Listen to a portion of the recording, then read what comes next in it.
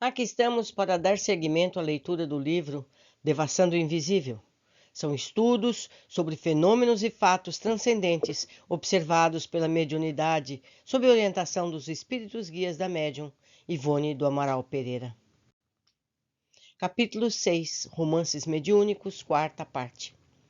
Conquanto os espíritos guias deem preferência à parte doutrinária, a moral elevada que vemos presidindo a tudo quanto a revelação espírita tem concedido generosamente às pessoas, também observamos que jamais se descuram eles de embelezá-las com os traços vigorosos de uma arte pura, elevada e, por assim dizer, celeste. Jamais, porém, presenciamos tantas e tão grandiosas expressões de arte e beleza superiores a tudo quanto nossa mente fosse capaz de conceber, como no ano de 1931, ao nos ser revelada durante um longo desdobramento a história de Amor e Ódio, já publicada pela Federação Espírita Brasileira, desdobramento que nos levou a visitar a cidade de Florença, na Itália, examinar suas obras de arte, visitar seus palácios, admirar o jogo das luzes irisadas através dos vitrais, contemplando-a tal como era há 2 séculos. E assim, nesse exame, que muito naturalmente era realizado, distinguíamos até mesmo os brocados e cortinados dos grandes leitos senhoriais, as pinturas decorativas das paredes, o brilho do verniz dos móveis, os raios de sol coados através dos vitrais multicores, tocando tudo com uma forte sugestão.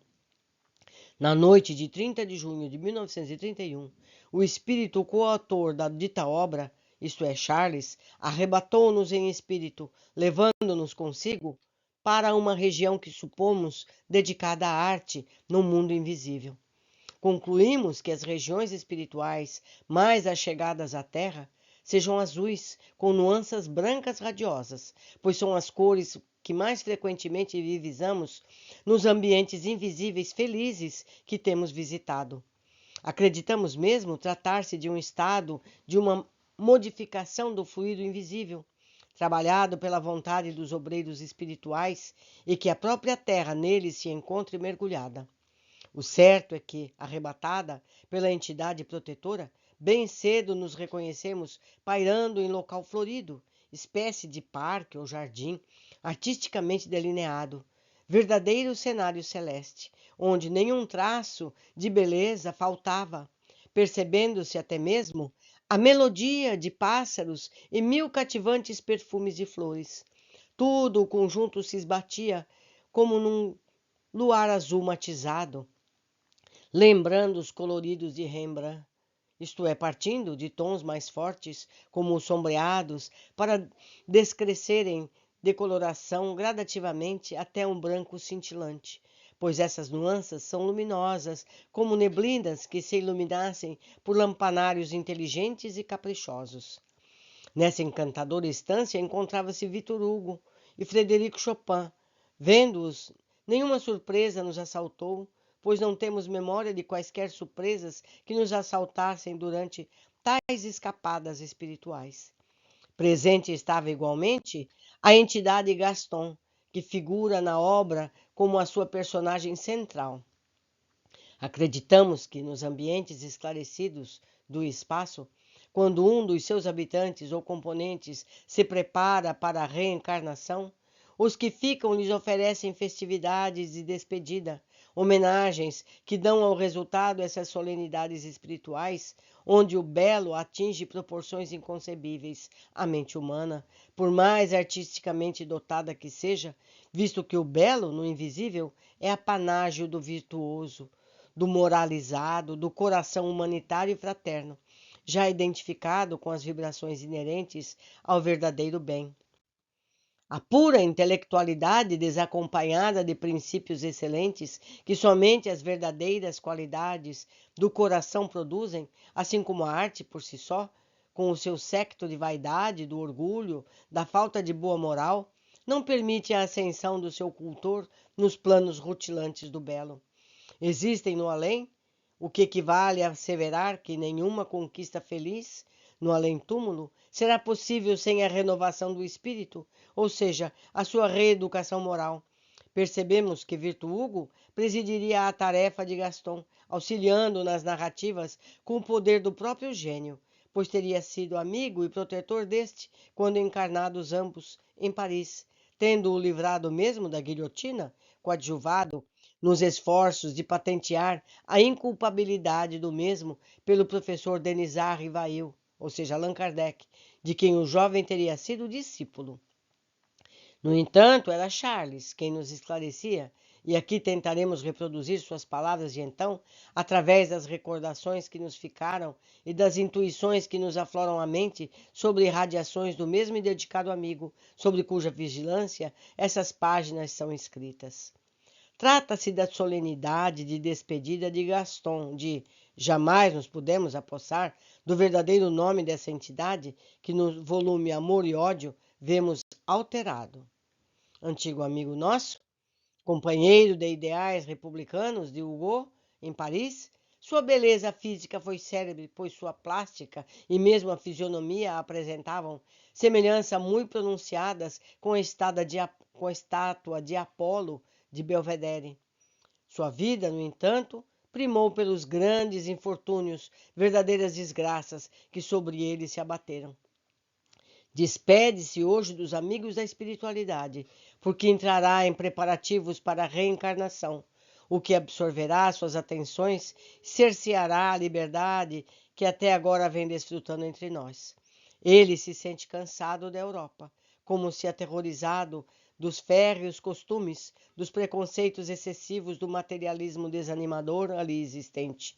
Reencarnará por isso no Brasil, em cujas plagas se enamorou, para novos ensaios de progresso, à sombra de generosa do Consolador, que lhe acalentou o coração nos dias do passado. Deseja ele narrar a sua história através de feito mediúnico e oferecê-lo à mocidade da futura pátria, como lição esclarecedora que mostrará aos jovens descuidados do cumprimento do dever, até onde poderão levar as inconsequências de uma juventude leviana e desregrada. Seus mentores espirituais aprovaram a pretensão, visto que o intento seria de utilidade geral. Todavia, Gaston, não obstante intelectual primoroso da espiritualidade, não possui o poder mental nem a ascendência moral necessárias à produção de um fenômeno tão transcendente e complexo. Tal o da criação, transmissão e conclusões morais filosóficas adequadas a uma obra educativa em moldes evangélicos e espirituais, e por isso não concede diretamente o médio a que se tornou, de há muito, seu ardente desejo. Victor Hugo, a quem ele foi grande admirador e amigo, prontificou-se a auxiliá-lo no tentame, pois Hugo, ou seja, Hugo, como nós o conhecemos, possui todos os requisitos exigidos da espiritualidade para a exposição e posterior ditado de uma obra dentro desses moldes. Frederic Chopin, alma sensível e bondosa, não conheceu pessoalmente Gaston sobre a terra, não obstante haver sido este, até hoje, um dos melhores intérpretes de sua música. Porém, afeiçoou-se a ele no espaço, visto que Gaston fora admirador sincero do seu gênio. Assim sendo, colabora no momento com a sua arte para homenagear o amigo que se despede. Quanto a mim, que milito de preferência na terra, incumbido, mercê de delicados deveres, de procurar um cérebro mediúnico espírita para as necessárias experiências, pois a presente reunião é composta de entidades convictamente espíritas. Arrastei-te até aqui, visto ser esse o meu dever, como teu assistente espiritual que sou. Entretanto, para o ditado que se verificará neste momento, precisará o médium ter conhecido a França, lá vivido pela época a que o assunto se reporta. Precisará igualmente ter vivido na Itália, particularmente em Florença, por ocasião de um episódio ali desenrolado.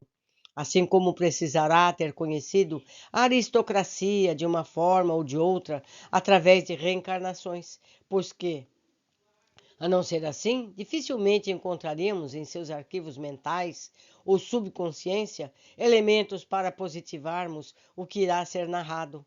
Falo-te particularizando uma obra a ser modelada. No entanto, os informes que te ofereço são, em regra geral, para os demais labores desta espécie.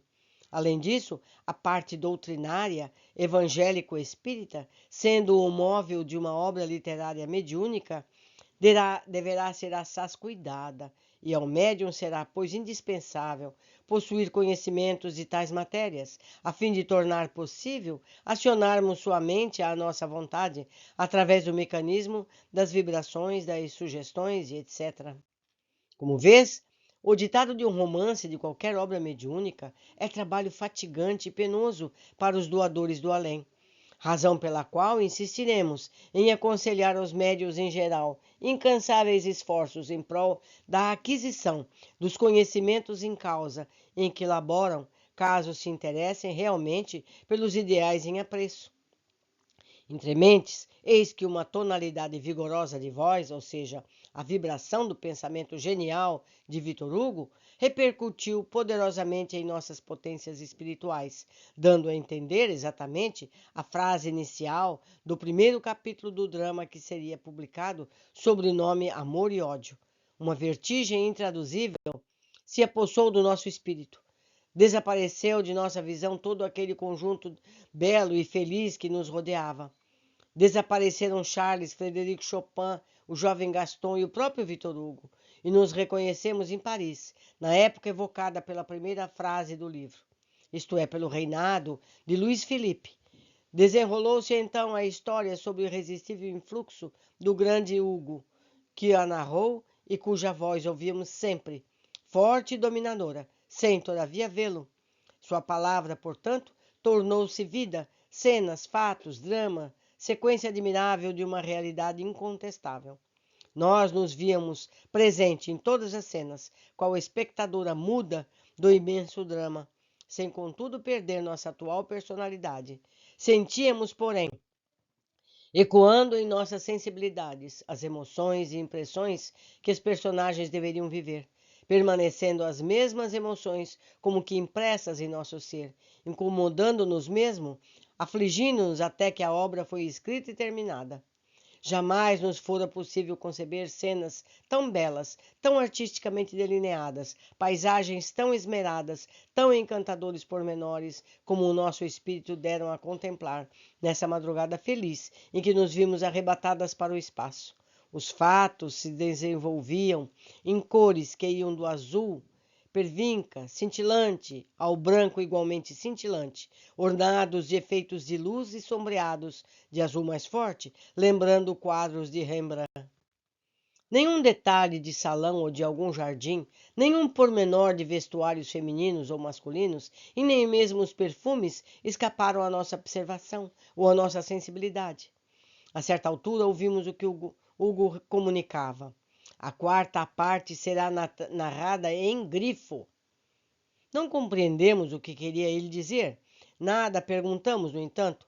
Acreditamos mesmo que o médium, em tal situação, absolutamente não poderá falar, ou seja, externar a própria vontade, se não obedecer à vontade alheia. Pensávamos, porém, e meditamos em que o grifo é um sinal da escrita manual ou tipográfica, um tipo de letra de imprensa, diferente dos demais caracteres em que o texto de uma obra foi impresso. Embora os dicionários expliquem tratar-se também de um enigma, de algo embaraçado ou ambíguo, dentro em pouco, no entanto, era realmente exposta a quarta parte do livro, exatamente o trecho iniciado em Florença, terminado em Paris, pelos albores do século XVIII.